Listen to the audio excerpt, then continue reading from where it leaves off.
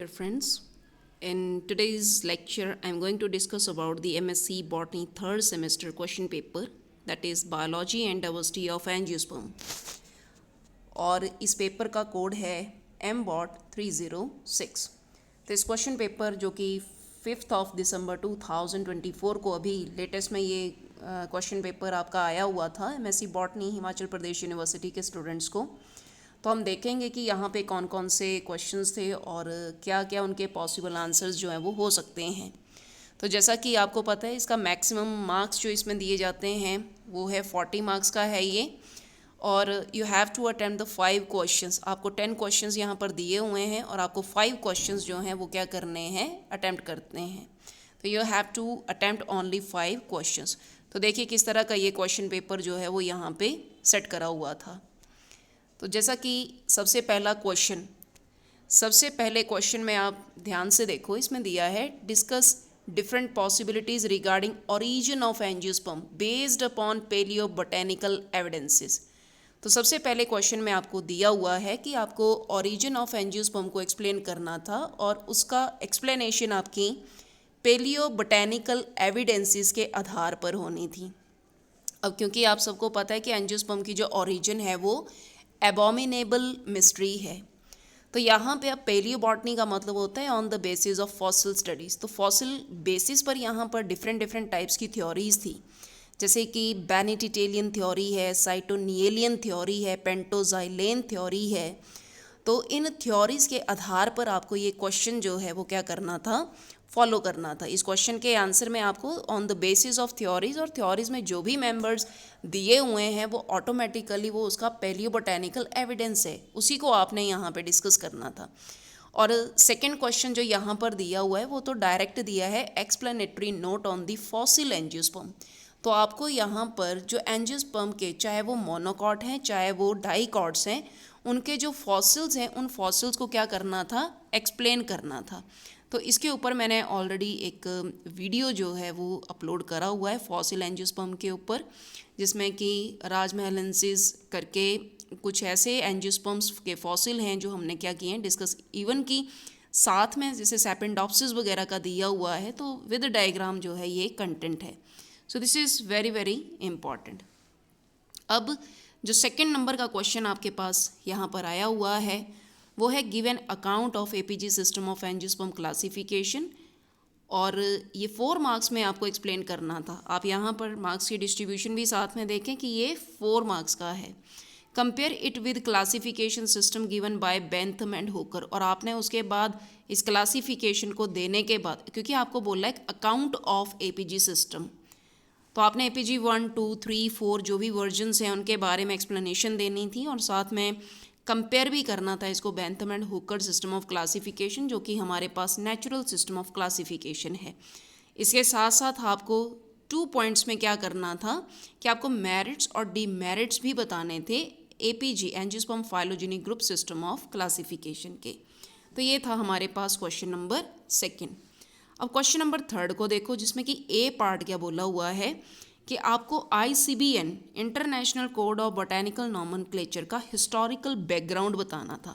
मतलब कि आपको जिस तरह से रोचेस्टर कोड आए थे, वियना कोड आए थे, अमेरिकन कोड आए थे और उसके बाद ICBN जो है उसकी फॉर्मुलेशन हुई थी, तो आपको वहाँ पे हिस्टोरिकल बैकग्राउंड पे चलना था। बाकी जो भी आजकल लेटेस्ट वर्जन चला है नॉमेनक्लेचर कोड का, जिसको कि आप शेंजन कोड बोलते हैं, अब शेंजन कोड में कौन कौन से चेंजेस हैं और जो पुराना जो हमारा ICBN है उसमें कौन से चेंजेस हुए हैं, ये आपको यहाँ पे एनालिस्ट करने थे। इसी तरह से जो बी पार्ट यहाँ पर दिया, और साथ में आप थोड़ा ध्यान रखो यहाँ पे क्वेश्चंस की डिमार्केशन भी प्रॉपर दी है कि 4+2+2 का दिया हुआ है। तो जैसा कि आप यहाँ पर देख रहे हैं बी वाले पार्ट में हमारे पास क्या दिया हुआ है कि बी पार्ट में आपको एक्सप्लेनेटरी नोट लिखना है on the principle of priority and it's limitation. तो जो भी हमारा प्रिंसिपल ऑफ प्रायोरिटी है वो पब्लिकेशंस के साथ डील करता है और इसके कुछ एक लिमिटेशंस भी हैं, वो आपको क्या करने थे, यहाँ पे डिस्कस करने थे। उसके बाद क्वेश्चन नंबर 4 को ध्यान से देखो। तो क्वेश्चन नंबर 4 में जो ए पार्ट दिया है आपको डायरेक्ट क्वेश्चन है ये, क्या पैलिनोलॉजी का रोल, एम्ब्रियोलॉजी का रोल और साइटोलॉजी का रोल आपने मॉडर्न एंजियोस्पर्म टेक्सोनोमी के बेसिस पर बताना था कि पैलिनोलॉजी से कैसे एंजियोस्पर्म की क्लासिफिकेशन करेंगे, एम्ब्रोलॉजी से किस तरह से कौन कौन से हमारे एंजियोस्पर्म को आप ध्यान से स्टडी कर सकते हैं या on the basis of their cytology. इसी तरह से अगर आप ध्यान से देखो तो सेकंड क्वेश्चन जो दिया हुआ है ये दिया है naming of hybrid and cultivars की जब भी आप किसी हाइब्रिड या कल्टीवार का नाम लिखते हैं तो उसमें कौन से जो भी साइंस हैं यूज़ किए जाते हैं। जैसे आपको पता है हाइब्रिड जब हम लिखते हैं तो हाइब्रिड के लिए क्रॉस का साइन जो है मल्टीप्लिकेशन या क्रॉस का साइन जो वो लगाया जाता है। नेक्स्ट क्वेश्चन आपके पास क्वेश्चन नंबर 5 दिया हुआ था न्यूमेरिकल टेक्सोनोमी के ऊपर ये क्वेश्चन है कि सबसे पहले तो आपको ये पता होना चाहिए कि न्यूमेरिकल टेक्सोनोमी क्या है, जिसको कि फोनेटिक्स या फिर नियो एडेंसोनियन टेक्सोनोमी भी बोलते हैं। इसका कॉन्सेप्ट क्या है? कॉन्सेप्ट ये है कि हम इसमें नंबर ऑफ़ कैरेक्टर्स को लेकर चलते हैं। अब कैरेक्टर क्या होता है? कैरेक्टर होता है जैसे कि मान लो लीफ, तो लीफ जो है वो क्या है, वो कैरेक्टर के साथ है कि क्या लीफ सिंपल है कि लीफ कंपाउंड है। और जो कैरेक्टर होते हैं उनके जैसे कि लीफ जो है वो एक कैरेक्टर है और लीफ के जो एट्रीब्यूट्स हैं कि क्या ये सिंपल है या फिर कंपाउंड है, उनको आप क्या बोलते हो? एट्रीब्यूट्स बोलते हैं। और साथ में अगर जैसे मान लो लीफ सिंपल है तो 1 का साइन लगेगा और अगर नहीं है तो 0 लगेगा। इसको आप बोलते हैं लॉजिकल स्टेपिंग बोलते हैं। इसको आप क्या बोलोगे? लॉजिकल स्टेप्स बोलोगे न्यूमेरिकल टेक्सोनोमी का। तो काफ़ी सिंपल सा क्वेश्चन था ये। नेक्स्ट था हमारे पास क्लस्टर एनालिसिस। ये क्लस्टर एनालिसिस जो है वो किस तरह से करवाया जाता है, इसमें हम आपको पता होगा कि हम इसमें एक डायग्राम जो है उसको भी साथ में लेते हैं। तो ये जो डायग्राम होती है इस डायग्राम में हम क्या करते हैं, कुछ क्लस्टर्स जो हैं उनको आपस में क्या करते हैं, मैचिंग करवाते हैं कि जो भी क्लस्टर्स हैं उनको देखेंगे कि किस तरह से वो क्लस्टर जो है वो कहाँ कहाँ पे अपनी सिमिलरिटी शो करते हैं। तो इसको आप क्या बोलते हो? क्लस्टर एनालिसिस बोलते हैं। और साथ में ये भी बताना था आपको क्लस्टर एनालिसिस और साथ में क्लैडियास्टिक के बारे में बताना था कि जो भी हम फाइलोजेनेटिक ट्रीज़ की फॉर्मेशन करते हैं वो आप किस तरह से करोगे। So this was the question number 5। इसी तरह से क्वेश्चन नंबर 6 आपको दिया हुआ था कि बोटेनिकल गार्डन्स।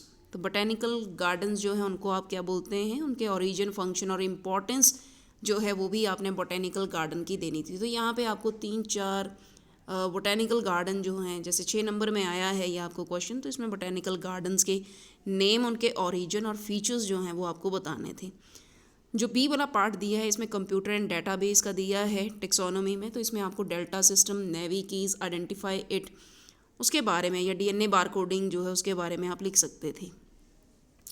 क्वेश्चन नंबर 7 जो आपके पास यहाँ पर दिया है, क्वेश्चन नंबर 7 में आपके पास सबसे पहले दिया है environmental status of the plants based on the IUCN, international union of conservation of nature and natural resources.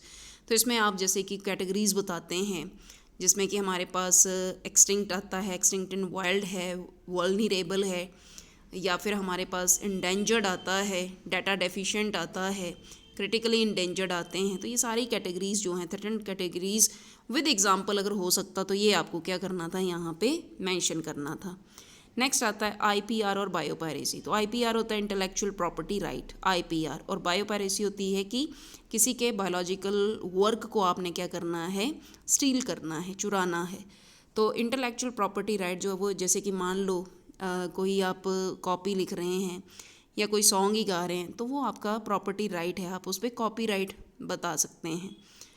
उसके बाद था प्रिंसिपल ऑफ कंजर्वेशन। तो आपने प्रिंसिपल ऑफ कंजर्वेशन में बताना था कि वाई वी नीड कंजर्वेशन, और थोड़ा बहुत आपको कंजर्वेशन की स्ट्रैटेजीज़ बतानी थी कि कौन कौन सी स्ट्रैटेजीज़ जो हैं वो आप फॉलो करेंगे। क्वेश्चन नंबर 8 ये आपको प्लांट इन्वेजन के ऊपर था। इन्वेसिव स्पीसीज़ जैसे कि आपको पता है लेंटाना कमारा आई हुई है, आइकॉर्निया क्रेसिपस आया हुआ है, पार्थीनियम का ग्रास आया हुआ है, और साथ में आपको प्लांट इंट्रोडक्शन जो भी है वो भी आपको बतानी थी, इकोलॉजी ऑफ एन एरिया। तो आपको प्लांट इनोवेशन का जो भी इम्पैक्ट होता है, क्योंकि ऑब्वियसली जो इन्वेसिव स्पीसीज़ होती हैं वो लोकल स्पीसीज़ को आराम से रहने नहीं देती, वो कुछ ना कुछ केमिकल्स प्रोड्यूस करेंगी और उनके साथ कंपटीशन करती हैं। So they are quite dangerous. Invasive species are competitors. और सबसे बड़ी बात कि इनको इरेडिकेट करना भी टफ होता है क्योंकि इनका कोई नेचुरल प्रेडेटर नहीं होता है।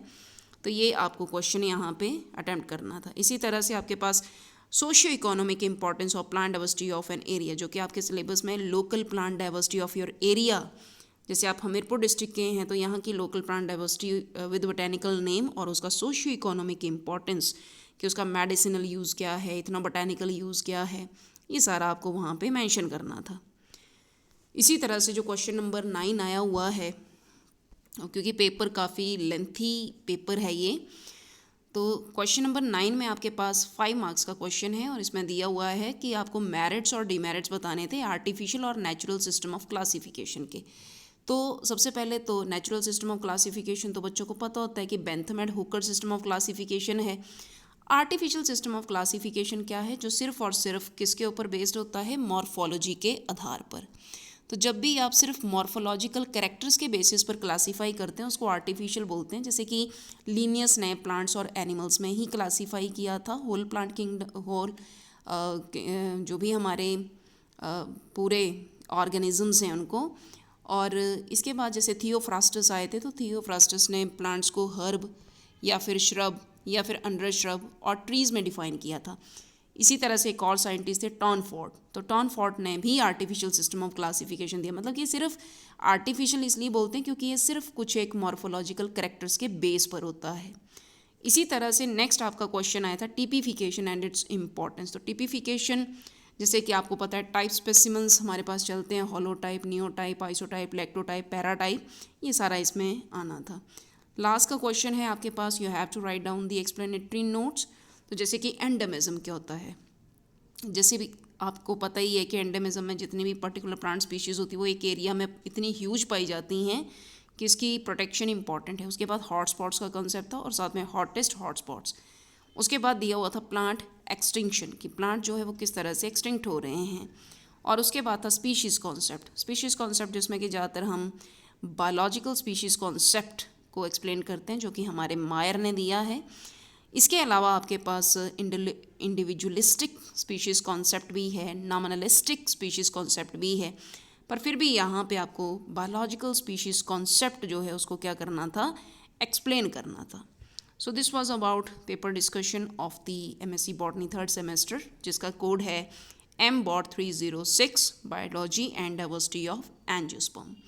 तो जो भी आपकी क्वायरी होगी आप कमेंट सेक्शन में देख सकते हैं और PDF इस क्वेश्चन पेपर का आपको डिस्क्रिप्शन बॉक्स में मिल जाएगा। So thank you so much for watching this lecture. Thanks a lot.